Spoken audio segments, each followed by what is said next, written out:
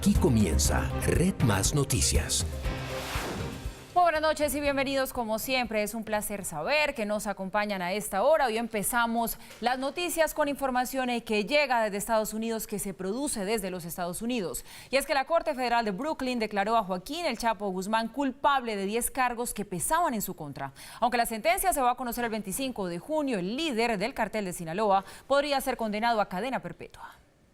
El denominado juicio del siglo, que había comenzado en noviembre, tuvo su desenlace este martes. Tras 6 días de deliberaciones, los 12 miembros del jurado tomaron una decisión. En resumen, el jurado determinó que Guzmán dirigió el cartel de Sinaloa, uno de los más grandes y peligrosos del mundo, y que es responsable de violencia, asesinatos y el contrabando de grandes cantidades de narcóticos en Estados Unidos durante décadas. Durante el veredicto, Guzmán Loera, con 61 años, estaba acompañado de su joven esposa Emma Coronel, quien horas antes hizo su aparición de esta manera ante los medios de comunicación y los curiosos que estaban en el sitio.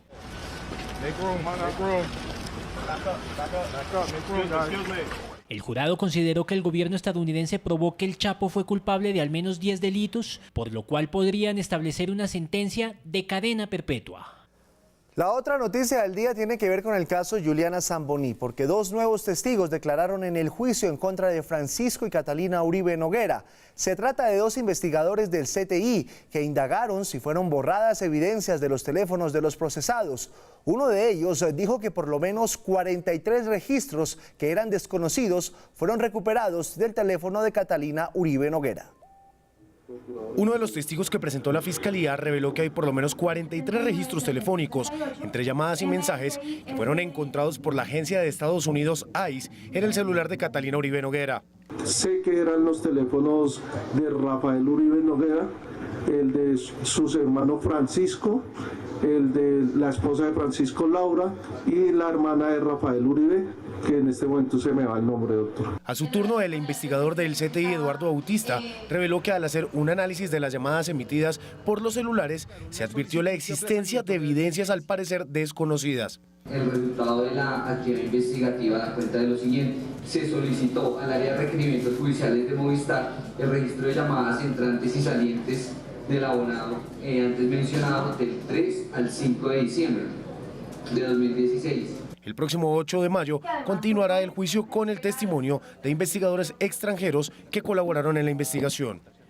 Y en el juicio en contra del exdirector de la ANI, Luis Fernando Andrade, la Fiscalía reveló que tiene en su poder evidencia nueva. Se trata de un informe de Jorge Enrique Pizano, excontroller del consorcio Ruta del Sol 2, con el que se busca identificar si hubo irregularidades de contratistas. La Fiscalía advirtió que en su poder tiene una nueva prueba, o prueba sobreviniente, como se le denomina jurídicamente. Se trata de un informe que Jorge Enrique Pizano, como controller, realizó. Pero aquí encontramos un informe que lo allega al vicepresidente contralor del Grupo Aval, en una diligencia donde estamos investigando situaciones de contratistas. En ese informe, Pizano advertía de posibles hechos de corrupción por parte de contratistas. Sin embargo, el mismo Pizano, meses después, presentó un nuevo informe en el que advertía lo contrario. El mismo señor Jorge Enrique Pizano Callejas nos indica que ese informe de junio 15 había quedado en cuestión de las irregularidades que él encontró, que él identificó, resueltas, porque para el mes de agosto de 2015 ya no había ningún tipo de irregularidad. Esta evidencia, según el fiscal del caso, podría ser incluida en el juicio de encontrar que signifiquen nuevas conductas de tipo penal.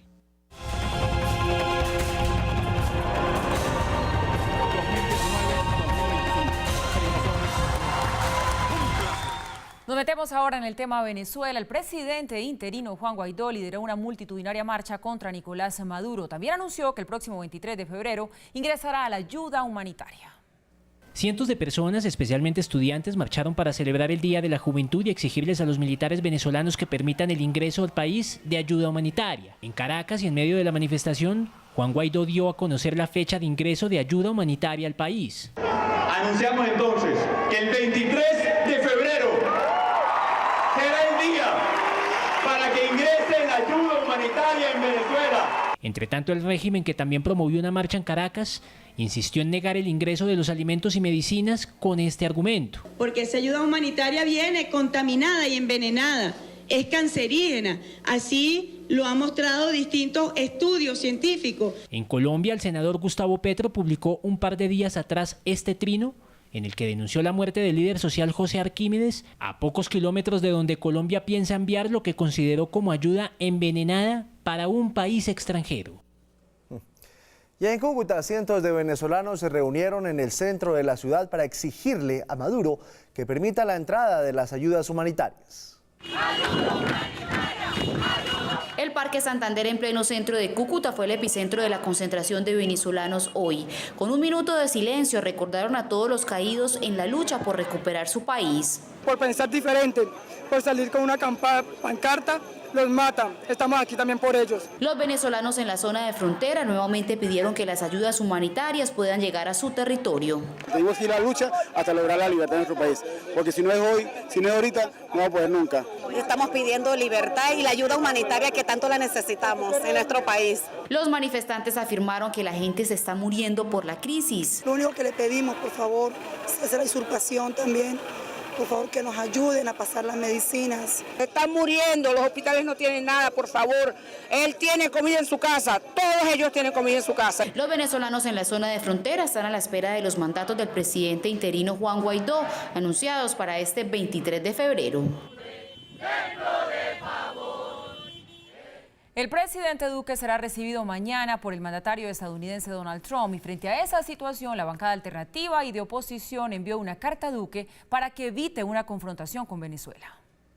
La misiva fue firmada por 22 congresistas y más de 700 personas que piden al presidente de Colombia que ayude a buscar una salida dialogada tras la crítica situación por la que pasa Venezuela. Le manifestamos categóricamente nuestro rechazo ante cualquier posibilidad que tenga que ver con que Colombia participe directa o indirectamente en una acción militar contra Venezuela.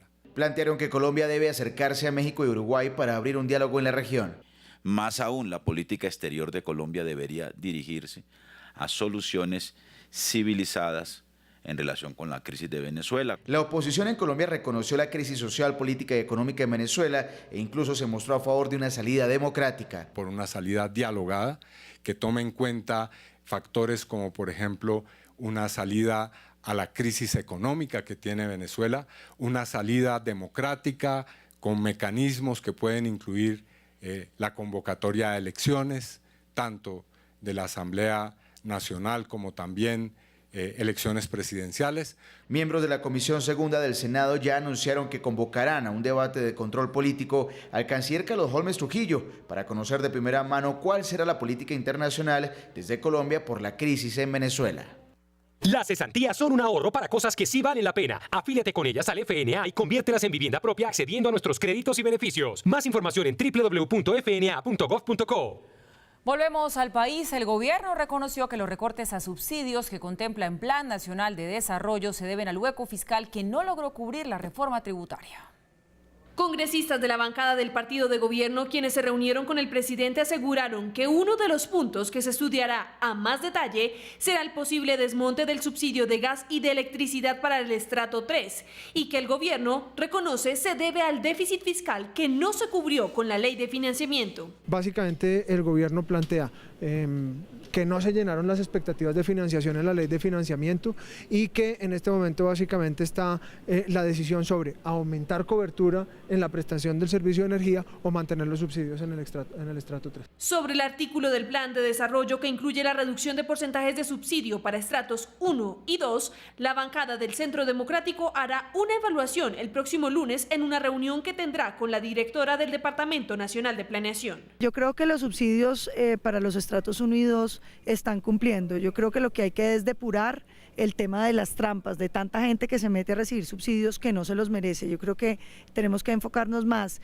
en que los subsidios lleguen a la gente que los necesita y no en eliminarlos. El gobierno intentó explicar que esta reducción es para fomentar la disminución del consumo. Hay electrodomésticos que gastan muchísimo en electricidad, por ejemplo, neveras viejas. La idea ahí es que se pueda hacer todo un proceso de recambio de electrodomésticos para que el gasto sea menor para las familias menos pudientes, pero también para el Estado. Es que los costos de ese tipo de subsidios están por encima del billón de pesos. El presidente ha insistido en que los ejes del Plan Nacional de Desarrollo son la equidad y además cumplir con los objetivos de desarrollo sostenible. Coletazos de no haber logrado llenar ese hueco fiscal con la ley de financiamiento, es lo que parece que estamos viviendo aquí por cuenta de esta propuesta de eliminar los subsidios, de disminuirlos para algunos estratos, eliminarlos para el estrato 3. Mauricio, muy buenas noches, bienvenido. Hola Paula, ¿qué tal? Pues mire, esperándolo a usted para que nos ayude a entender de qué va esta polémica por cuenta de los subsidios, porque aquí la verdad es que hay varias cosas. Una de ellas, está haciendo bien el gobierno al utilizar el Plan Nacional de Desarrollo para sacar plata que por otro lado no pudo conseguir. La segunda, el estrato 3, que realmente es el más perjudicado porque es al que se le eliminaría de tajo el tema del subsidio a la energía, tiene la capacidad económica, hablando del estrato 3 colombiano, para poder hacerse responsable de ese pago del servicio de energía sin tener el subsidio. ¿Cómo se define quién es estrato 3? Vea, Paula, arranquemos por el tema del plan de desarrollo. El plan de desarrollo, que es un documento que en todos los gobiernos fija las directrices de lo que va a hacer el respectivo gobierno durante los 4 años siguientes, el plan de desarrollo que entra a ser debatido en el Congreso tiene cosas muy interesantes. Es quizás demasiado extenso y tiene demasiada cobertura para mi gusto, y a veces hay cosas que como que no coordinan unas con otras, pero en general tiene planteamientos muy interesantes, muy relevantes, bien pensados por una entidad idónea como es el Departamento Nacional de Planeación.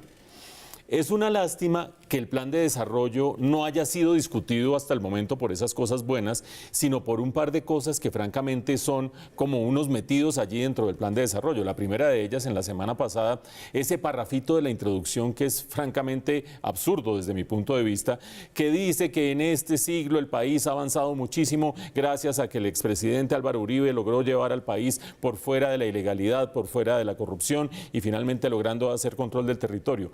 Habrá medio país que cree que eso es cierto, medio país que cree que puede no ser cierto, pero eso no debe ir en un plan de desarrollo, y menos en la introducción de un plan de desarrollo de alguien como el presidente Iván Duque, que tiene encima el estigma de tener que separarse de Álvaro Uribe para que le crea a la comunidad internacional y nacional que tiene sus políticas propias y sus iniciativas propias. Qué mal meterle ese párrafo allí de un homenaje al presidente eterno, como le decía él en el debate electoral. Dicho lo anterior, ahora estamos discutiendo otro aspecto del plan de desarrollo que no es de los múltiples planteamientos buenos que tiene ese plan de desarrollo. Estamos hablando de esa idea de meter el ajuste en los subsidios de la energía. Ustedes oyen hoy durante el día y a la vicepresidenta hoy diciendo no, eso es parte de una estrategia según la cual lo que se está tratando de hacer es masificar una serie de electrodomésticos con subsidios de parte del gobierno para que la gente baje el consumo de energía, y como va a bajar el consumo de energía con un subsidio de esos electrodomésticos, pues entonces se le va a ir bajando el subsidio también a la energía. Ojo a lo siguiente, eso sonaría bastante razonable como una meta de los próximos 4 años si desde septiembre del año pasado no hubiera estado sobre la mesa la idea del gobierno de decir no tenemos plata y va a tocar bajar el subsidio a la energía. Desde septiembre del año pasado, cuando se aprobó el presupuesto para este año, ya el gobierno estaba diciendo están desfinanciados los subsidios a la energía en 2,5 billones de pesos. Ustedes se acuerdan que después vino la búsqueda de recursos, vino la reforma o la ley de financiamiento de la reforma tributaria, reforma que se quedó corta, y al quedarse corta ahora dejó un hueco que no es de 2,5 billones de pesos, sino un poco menor para este sector, pero que definitivamente significa que en ese planteamiento, número 1, las personas de estrato 1 bajarían de tener un subsidio del 60% de lo que les cuesta la energía, el 60% y está subsidiado, bajaría a 50%. Estrato 2 bajaría de 50% que hoy tienen subsidiado a 40%. Y estrato 3, como lo dice Paula, terminarían perdiendo el subsidio del 15%. Y en esos planteamientos queda de por medio una idea que dice Planeación Nacional a lo largo del día de hoy también. Una cosa era cuando el ingreso per cápita en Colombia era mucho más bajo, cuando la economía colombiana no había crecido más de 10 años alrededor del 4,5%, cuando no teníamos los avances sociales que tenemos el día de hoy. Hoy se podría hacer eso. Punto y aparte, hasta allí llega el planteamiento de Planeación Nacional. ¿Ustedes creen que el Congreso, que terminó cercenando de manera bastante poco idónea a mi juicio la reforma tributaria que presentó el ministro de Hacienda el año pasado, que la terminó bajando de 14 billones de monto a más o menos 7,8 billones de monto, y que terminó diciendo no, es que no se le puede hacer ningún tipo de daño a las clases menos favorecidas, menos aún en un año electoral como el que tenemos actualmente, ¿Creen ustedes que esa clase de Congreso es el que va a terminar diciendo, sí, les aprobamos el plan de desarrollo y se van de por medio 10 puntos del subsidio al estrato 1, al estrato 2 y se elimina el subsidio al estrato 3? Creo que aquí estamos presenciando el preámbulo de una nueva transformación de los proyectos que presenta el gobierno en el Congreso, y el Congreso tratando de hacer un terreno pandito para las elecciones de este año, quitándole los aspectos más dolorosos o más difíciles. Lo que no quiere decir que no siga persistiendo el hueco fiscal, que yo no veo dónde lo van a poder tapar si no se termina aprobando esto. Las cesantías son un ahorro para cosas que sí valen la pena. Afíliate con ellas al FNA y conviértelas en vivienda propia accediendo a nuestros créditos y beneficios. Más información en www.fna.gov.co. Tras el polémico trino contra las mujeres petristas, renunció el director del servicio de televisión de la Casa de Nariño. Ignacio Greifenstein presentó su carta de renuncia tras la publicación en su red social. La vicepresidenta de la República aseguró que no solo en este, sino en sus actuaciones similares en el gobierno, si es que llegasen a pasar, se deben tomar correctivos disciplinarios contundentes para que la sociedad no siga insultando a las mujeres sin importar su orientación política y sus opiniones. Y desde el Partido Liberal se unieron a la iniciativa de evitar insultos a través de las redes sociales. El expresidente César Gaviria, jefe del partido, prohibió rotundamente pagar bodegas, bots, comprar seguidores e insultar incluso desde las redes del Partido Liberal. Enfatizó que quien incurra en un proceder de estos será expulsado. En este debate queda claro entonces que la libertad de expresión es un derecho fundamental, pero no absoluto. Hay límites legítimos, por lo menos eso dice el Pacto de Costa Rica. Mauricio y Paula, queda abierto tremendo debate. Interesantísimo, pero dificilísimo, Mauricio. Mire, tengo que decirles, yo estuve muy atenta hoy porque me apasiona un poco este debate, a lo que decían académicos, a lo que decían juristas, a lo que decía la gente del común, y uno se encuentra de todo un poco. Por un lado, en este tema de la libertad de expresión en redes sociales, pues hay quienes tienen un consenso que dicen que nuestras leyes ya se quedaron cortas para el avance en materia de comunicación, en esas nuevas herramientas que nos permiten las nuevas tecnologías y que hay que evolucionar en ellas. Otros que sienten un gran temor de pensar que el Estado empiece a regular lo que decimos o no, porque eso puede afectar la calidad de nuestra democracia. Y otros que tienen una idea que no deberíamos echar en saco roto, y es empezar a educar a las nuevas generaciones para estas nuevas formas de comunicación y que así podamos tener sociedades que se autorregulan y no que nos regule el Estado. Aunque si uno va al Pacto de Costa Rica, la ley es clara. Sí, sí, no pero, es que hay de todo aquí. Pero además el Pacto de Costa Rica es relevante porque es parte de nuestro bloque de constitucionalidad en la medida en que Colombia lo suscribió y por lo tanto nos manda a nosotros, digamos, es ley para nosotros, pero ya vamos a mencionar lo que dice el Pacto de Costa Rica. Esto es supremamente relevante, no solo apasionante, Paula, sino que nos compete a todos nosotros en el sentido en que nosotros somos comunicadores, estamos informando, etcétera, etcétera, pero les compete a todos ustedes en sus casas. Ustedes agarran, se molestan con alguien y dicen es que este es un no sé qué, si sé cuántos, y tenga al día siguiente tutela o al día siguiente una demanda por injuria, por calumnia. ¿Dónde están los límites? El país en este momento está evaluando claramente qué es lo que sucede desde el punto de vista jurídico, porque la Corte Constitucional ha seleccionado 3 tutelas para estudiar, y esas 3 tutelas, de una u otra manera, cada una distinta en sus circunstancias específicas, aluden a lo mismo, a este debate que estamos planteando. ¿Cuál es el límite que hay para que uno se pueda manifestar en redes sociales ejerciendo su derecho a la libre expresión? Me cae mal el uno, me parece flaca la otra, el de allá me parece que no se peina y el de más allá es un hijo de tantas.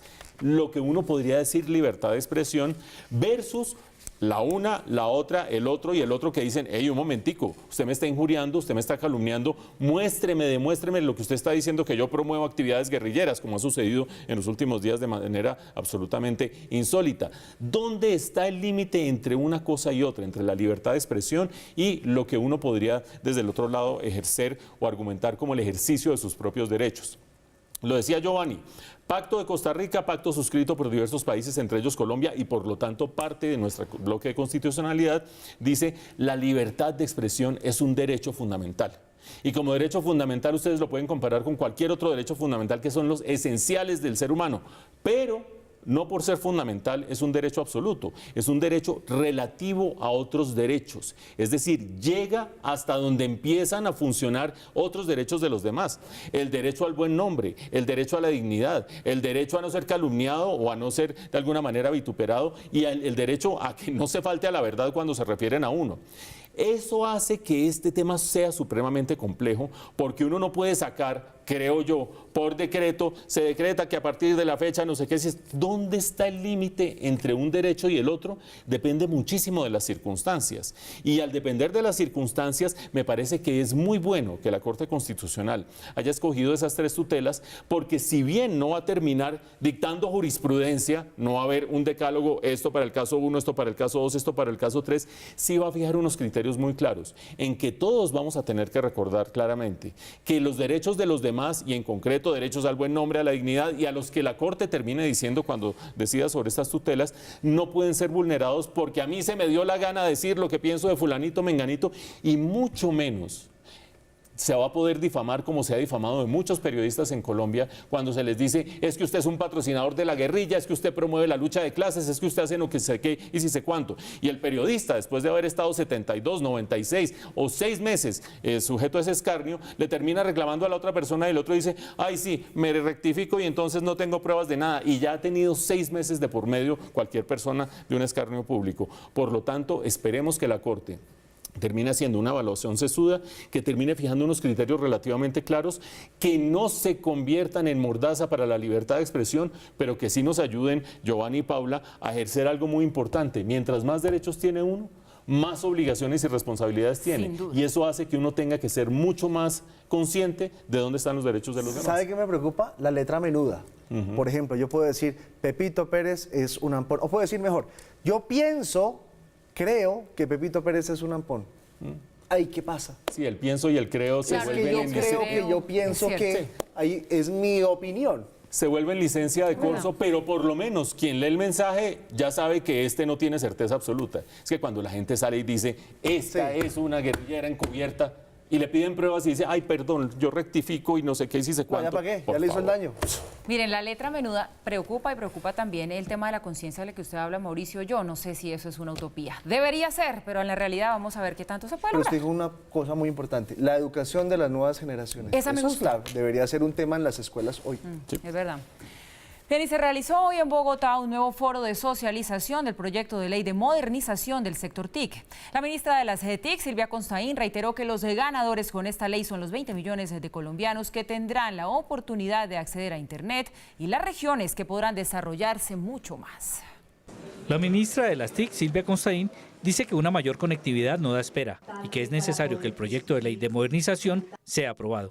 El hecho que tenemos 20 millones de colombianos sin conectividad de banda ancha y tenemos la solución en la mano, y no únicamente tenemos la solución en términos normativos y regulatorios, sino que adicionalmente tenemos espectro para asignar. Explicó que en lo corrido de este año ha realizado un periplo por diversas ciudades para dar a conocer el proyecto y para escuchar propuestas. Hemos estado en 11 ciudades, hoy es el número 12. El proyecto también fortalecerá la televisión pública. El proyecto de ley lo que hace es garantizar los recursos para la televisión y radiodifusión pública, adicional al hecho que crea nuevas fuentes. Para la funcionaria es el momento ideal para sacar adelante esta iniciativa, porque hay un espectro por asignar que le va a ayudar más a la conectividad.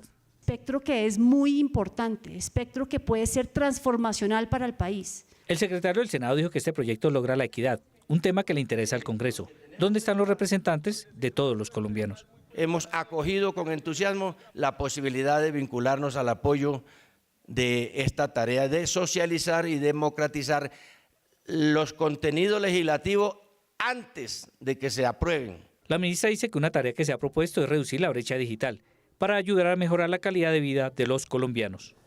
El Consejo de Estado le decretó la muerte política al ex senador Musa Besaile al ordenar la pérdida de investidura, lo que significa que nunca podría volver a aspirar a cargos de elección popular, aunque es primera instancia. El fallo se produjo tras determinar que Musa Besaile, como senador, pagó millonarias sumas de dinero con el fin de que en la Corte Suprema no se adelantaran investigaciones en su contra por parapolítica, en medio del escándalo conocido como el cartel de la toma. Ahí está.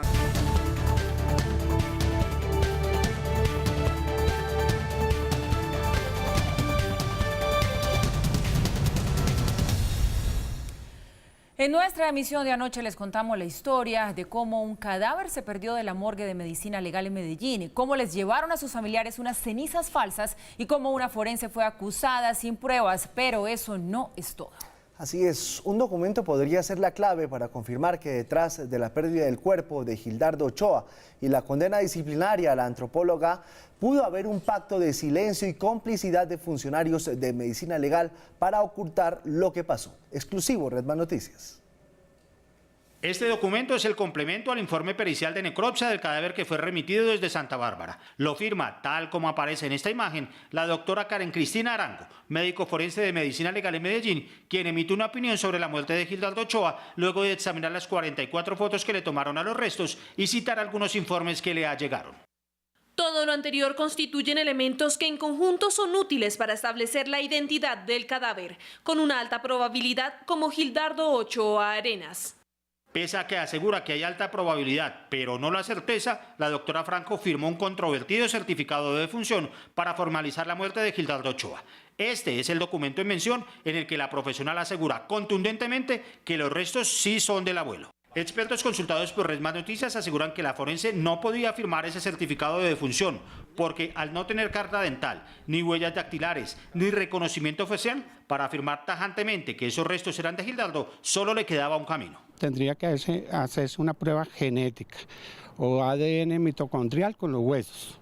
Eso se hace a nivel antropológico. Pero esa prueba jamás se hizo, porque el cuerpo, tal como lo reconoció el director seccional de Medicina Legal en Medellín, se perdió de la morgue antes de hacerle cualquier análisis. Lo que nosotros creemos que es un hecho es que esos restos se perdieron en esos desechos biológicos. Pero además, según expertos, asegurar contundentemente que Gildardo Ochoa falleció de muerte natural con solo el análisis de 44 fotos y unos reportes no es posible. Diagnosticar muerte natural dentro de un cadáver que solamente es esquelético es imposible, y menos por fotografía. Por eso el experto asegura que el proceso deja mucho que desear. Pienso que hay muchas fallas, no solo en la elaboración del diagnóstico, sino en el examen mínimo que se tuvo que hacer para identificar el cuerpo.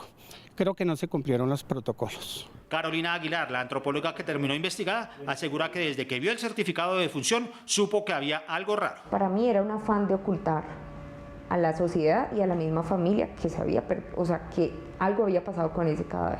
Sobre todo y especialmente, según dice, por la cercana relación entre la forense que firma el certificado de defunción, Karen Arango, y el director regional, Kevin Mejía, el mismo que según los familiares de Gildardo Ochoa, les llevó unas cenizas que nadie sabe de dónde salieron. Ellos son esposos, son casados y pues mantienen la relación de pareja y dentro de la institución.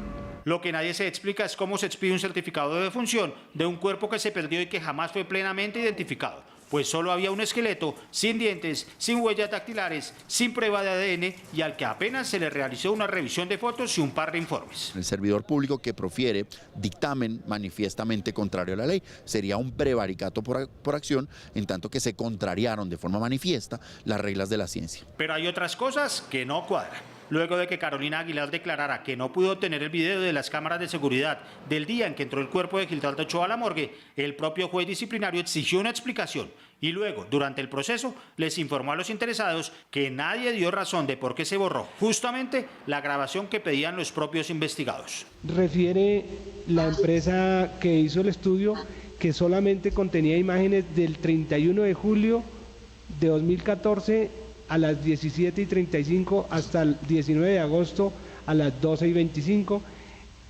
Por lo tanto, el periodo que se solicitaba no se encuentra. El funcionario encargado del respaldo informático de Medicina Legal explicó en el proceso quiénes eran los responsables del manejo de las cámaras de seguridad. Es responsabilidad de la empresa de vigilancia mantener ese material. Dentro del proceso disciplinario, varios de los testigos declararon que luego de que terminan los turnos en la morgue a las 11 de la noche y antes de que empiece el siguiente turno a las 6 de la mañana del otro día, la custodia de los cuerpos queda a cargo de los guardas de seguridad. Tenían recocha en todo el sentido de la palabra porque no habían llaves de nada, allá entraban los funerarios como Pedro por su casa, entraban los investigadores a entrar los cadáveres como Pedro por su casa, entraban los vigilantes como Pedro por su casa. De hecho, ellos hacían la custodia por la noche y nunca firmaban cadena de custodia. Pues Red Más Noticias contactó a la cúpula de medicina legal, tanto a nivel nacional como a nivel regional, para que entregaran su versión sobre la desaparición del cadáver de Gildardo Ochoa. Sin embargo, nadie se quiso referir al tema. En primera instancia acudimos a la sede regional de medicina legal para buscar a su director, Kevin Mejía, quien por escrito les dijo a los familiares que el cuerpo había sido incinerado, pero que no sabía dónde estaban las cenizas, y que es señalado por un hijo del abuelo muerto de intentar entregarles unas cenizas que supuestamente eran de su padre. En la recepción no nos autorizaron la entrada y nos dijeron que Kevin Mejía no estaba. En ese momento no se encuentra acá en la institución, acaba de confirmar con la secretaria y nada. A pesar de que dejamos un número de celular para que nos contactara, Kevin Mejía no devolvió las llamadas ni se puso en contacto con nosotros. 24 horas después lo llamamos y le pedimos una entrevista para hablar del tema, pero se negó a hablar con un argumento de protocolo. Nosotros, los directores regionales, ninguno está autorizado para hablar para los medios. El único que habla de prensa es el director nacional. Adelantamos el mismo trámite de búsqueda con Germán Cadavid, director seccional, el mismo que reconoció que el cuerpo se perdió de la morgue. Lo que nosotros creemos que es un hecho es que esos restos se perdieron en esos desechos biológicos. Tampoco devolvió llamadas y procedimos a llamarlo a su celular. Y al igual que su jefe, se negó a referirse al espinoso asunto. Bueno, no, yo en este momento estoy en vacaciones, pero igualmente nosotros pues no damos entrevistas a los medios sin autorización del nivel central. Recurrimos entonces a la Dirección General de Medicina Legal en Bogotá. Después de insistir durante 2 semanas por una respuesta oficial, el equipo de comunicaciones nos aseguró que no habría ningún pronunciamiento porque no hay director nombrado en propiedad tras la salida de Carlos Eduardo Valdés, el hombre que estaba al frente de la entidad cuando ocurrieron los hechos. Una vez se posesionó la nueva directora, Claudia García Fino, procedimos a solicitar una entrevista formal para escuchar su versión de los hechos. Su equipo de comunicaciones nos aseguró que no nos atendería porque se encontraba en Empalme. Y luego dijo que la única vía sería a través de un derecho de petición que ya se radicó. Hasta ahora solo hay una condena disciplinaria y la investigación penal todavía no arroja resultados. Esa denuncia ha pasado como por 3 fiscales y pues sigue activa, pero ninguno se sienta a investigar nada más allá de lo que pasó. Pero expertos consultados por Red Más Noticias consideran que el caso es tan escabroso que los protagonistas podrían ser responsables de varios delitos. Se ha obstruido una investigación. Primero, se pierde o se extravía un cadáver. Esta información no se le da ni a las autoridades ni a la familia. Y 4 años después, en un caso que está establecido fue una muerte violenta, lo único que tenemos son unos funcionarios respondiendo disciplinariamente. Mientras tanto, en Santa Bárbara, en el cementerio, una fosa aguarda por Gildardo Ochoa, con la esperanza de que alguien alguna vez confiese cómo y quién desapareció sus restos de la morgue de Medellín. Me duele mucho y que lo engañan a uno porque es humilde. Ojalá fuera uno un profesional grande y viera que ellos se estrellaban con uno, pero no. Pero las cosas son así. La historia apenas comienza y Red Más Noticias continuará investigando. Comienza la historia, pero hay que decir que es una historia increíble, como dicen sus familiares, muy dolorosa, Mauricio. Mire, se desaparece un cuerpo de medicina legal mágicamente. ¿Por qué? Se firma un acta de defunción sin seguir los protocolos. ¿Por qué? Los directivos implicados en estas presuntas irregularidades ahora no quieren dar la cara. ¿Por qué? Al reconstruir toda esta historia, pues queda eso, quedan muchos porqués, pues que sin duda despiertan suspicacias y generan muchísimas, pero muchísimas dudas.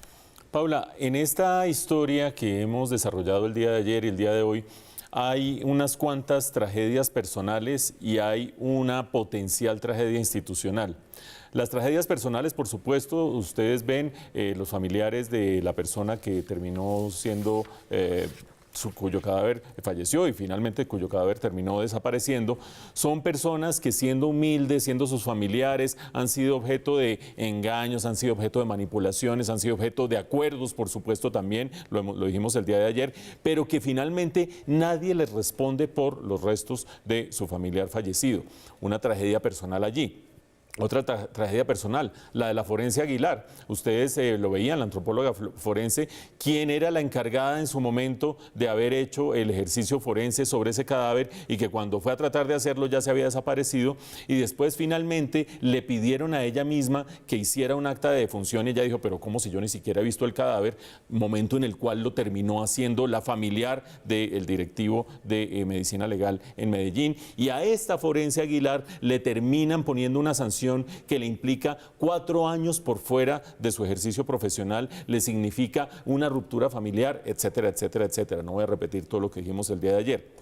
Pero recuerden ustedes que esto lo estamos evaluando en un momento en que hay muchos interrogantes sobre medicina legal. Nosotros en este mismo noticiero decíamos hace unas cuantas semanas, hombre, medicina legal, que es un ejemplo de transparencia, o por lo menos cuyo director, el doctor Valdés, entonces director, es un ejemplo de cómo se le pone la cara al país, etcétera, etcétera, ha venido siendo objeto de distintos cuestionamientos. No solamente por el caso que ustedes recordarán de Jorge Enrique Pizano, que es ese caso en el cual termina renunciando el exdirector Valdés, diciendo que una prueba que él decía que era prueba de un estilo era de otro estilo, que en la toalla no tenía sangre sino saliva. No me voy a meter en todo eso, que ustedes lo conocen bastante bien, pero también vienen una serie de denuncias del sindicato diciendo, ojo que esta tacita de plata no es lo que parece, y ojo que el doctor Valdés no es lo que parece. En su momento aquí decíamos, bueno, renunció, es un buen gesto que haya renunciado, pero renunciar solo por ese hecho de que la toalla no tuviera sangre sino saliva, parece un hecho demasiado chiquito para alguien que ha manejado muchos casos. Punto y aparte. En ese contexto de interrogantes que tiene la opinión pública sobre lo que sucede en medicina legal viene esto. Un muerto cuyo cadáver desaparece. Para tapar eso, le piden a la forense que haga un acta de defunción sin los protocolos adecuados. Termina no aceptando ella y le piden a otra forense que es familiar de uno de los superiores en medicina legal que lo haga, y lo termina haciendo sin los protocolos adecuados porque no había sencillamente cadáver. Van donde los familiares, medicina legal, y le dice, en esta cajita están las cenizas de su familiar porque nosotros optamos por incinerar su cuerpo. Cosa absolutamente falsa, por supuesto, porque acto seguido el mismo funcionario termina diciendo ante las autoridades, nosotros lo que creemos es que eso se terminó perdiendo en las bolsas de la basura, de todos los contenidos, de todos los restos que terminan saliendo de medicina legal.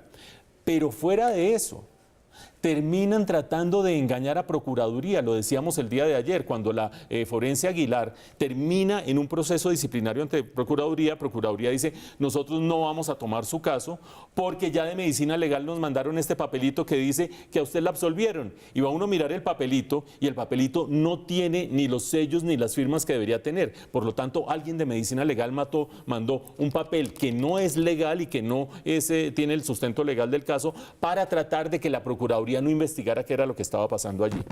Y todo eso se remata con que nosotros, tratando de hacer un ejercicio periodístico equilibrado, buscamos respuestas en Medellín, buscamos respuestas en la seccional regional y buscamos respuestas en Bogotá, con la nueva directora recién posesionada, que era antes una de las manos derechas o la mano derecha del doctor Valdés, que salió en circunstancias bastante dudosas y tampoco nos da la cara.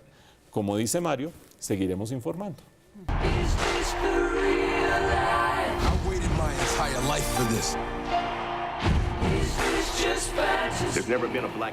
Y aquí en el noticiero le abrimos una ventana a los premios Oscar, porque la plataforma Claro Video se sintoniza con estos premios. Por eso este mes ha incluido en su catálogo varias de las nominadas, para que sea la oportunidad perfecta para ver todas las películas. Miren, Bohemian Rhapsody, que está nominada en varias categorías, hace parte del nuevo catálogo para febrero. También Nace una estrella está presente. Mejor actriz puede que se lo lleve Lady Gaga, que ahí la estábamos viendo. Varias películas, les decía que hay otra película que está nominada y justamente tiene que ver con Los Increíbles 2. Este sí es plan familiar completico, y también Pantera Negra, para quienes no se lo han visto. Paula, ¿a usted que le gusta este género de ficción? Ahí ¿sabe está, qué? en Claro Video. Yo ya estoy recorriendo todas las nominadas al Oscar, estoy yendo a cine muy juiciosa para vérmelas todas cuando entreguen los premios, pero esta pero paso. está yendo a cine. Estoy yendo a cine, bueno, claro, me alegra. pero esta paso, esta no es de mis favoritas.